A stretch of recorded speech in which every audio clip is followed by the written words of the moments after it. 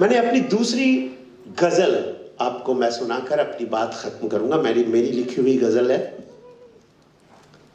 पर इसमें इस्लाम और ईसाइयत के दो गलत फहमियां जो आम लोग भी बोलते हैं कि औरत को तो पसली से बनाया गया, हमारी पसली से बनाया गया है, एक पसली भर तो है, क्या फर्क पड़ता है। इस तरह का जो मजाक उड़ाते हैं वो गलत उड़ाते हैं, क्योंकि उसमें ही ये लिखा हुआ है कि औरत तुम्हारी पसली की तरह है, पसली भर है नहीं लिखा गया है, पसली की तरह है। अगर तुम वैवाहिक जीवन में उसे ज्यादा तानोगे तो तुम्हारी ही पसली टूट जाएगी, तुम ही घायल हो जाओगे, तुम्हारा जो रिलेशन है वो टूट जाएगा। दूसरा कहते हैं कि पहले आदम को बनाया गया, तब हव्वा को बनाया गया। आदम के लिए एडम को बनाया गया, फिर ईव को बनाया गया। नहीं, आदम के लिए ईव को नहीं बनाया गया, आदम के लिए हव्वा को नहीं बनाया गया। दोनों को एक ही रूह से, एक ही आत्मा से, एक ही नूर से बनाया गया है, एक ही चीज से बनाया गया है, ऐसा लिखा हुआ है। पर हम इसका गलत मायने निकालते हैं।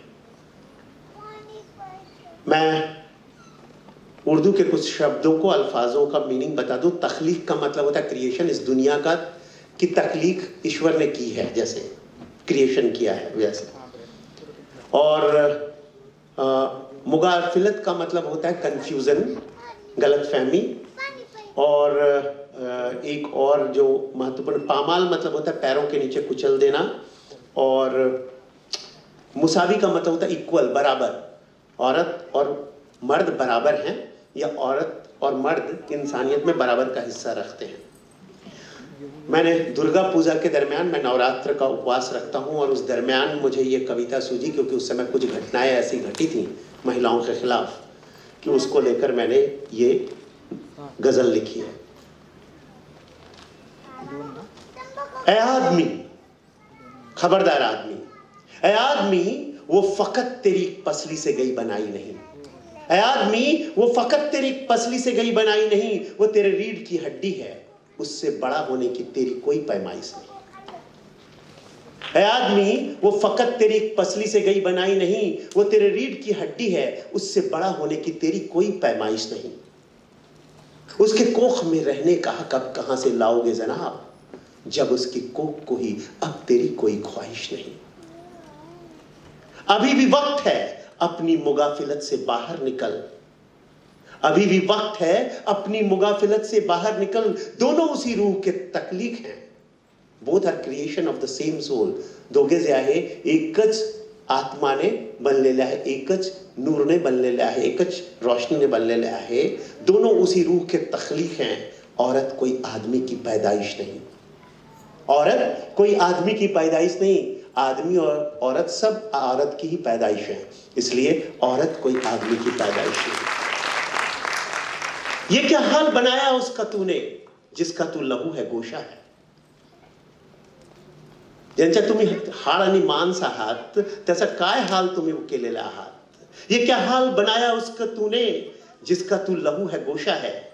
इंसानी कौम का मुसावी हिस्सा वो, इंसानी कौम का बराबर हिस्सा वो, तेरा कोई शौक या तेरी कोई नुमाइश नहीं।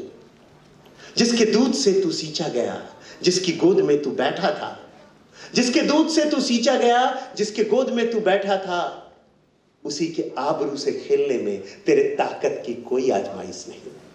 उसी के आबरू से खेलने में तेरे ताकत की कोई आजमाइश नहीं।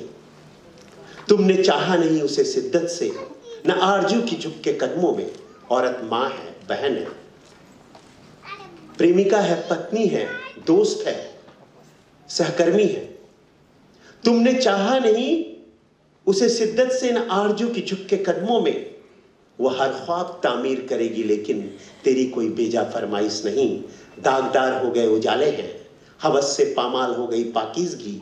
अंधों की बस्ती में आंख वालों को रहने की कोई गुंजाइश नहीं। तो मैं ये कहना चाहता हूं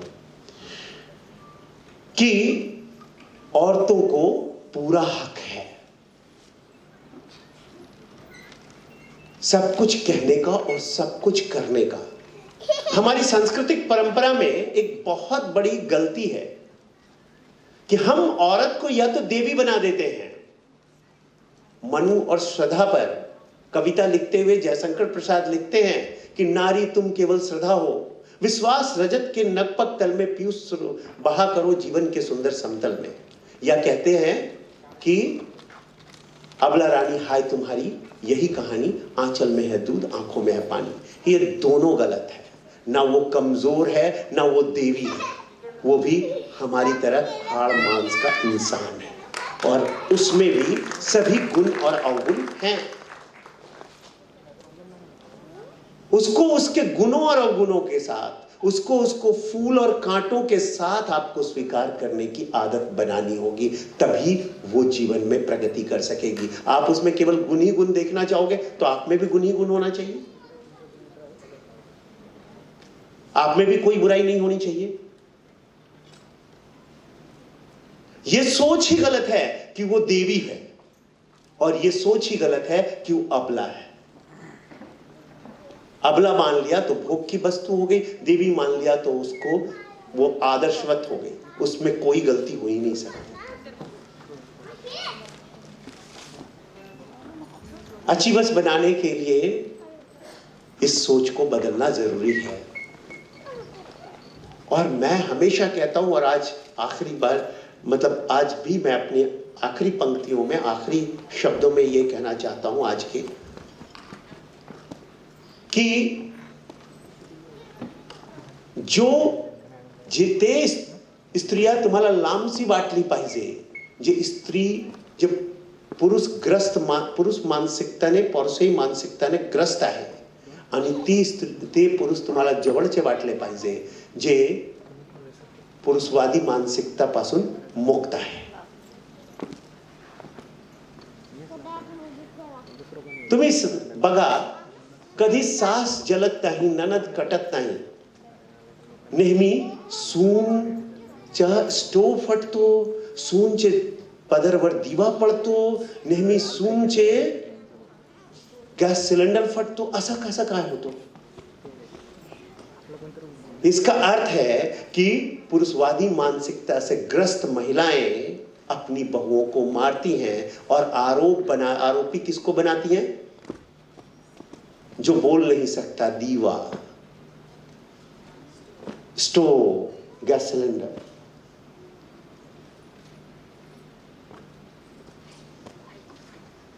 इस मानसिकता से निकलने की जरूरत है। मन परिवर्तन हुआ नहीं तो कानून बदल कर क्या होगा? तदबीर बदल जो सके नहीं, तकदीर बदल कर क्या होगा?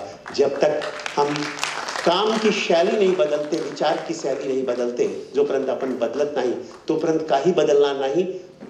तुमचं पैकी बरेच लोक चांगले काम करत आहे, अचीवर्स बनत आहे, सपोर्ट मिळत आहे, पण हा सपोर्ट काही एहसान नाही आहे तुमच्यावर, हा तुमचा अधिकार आहे।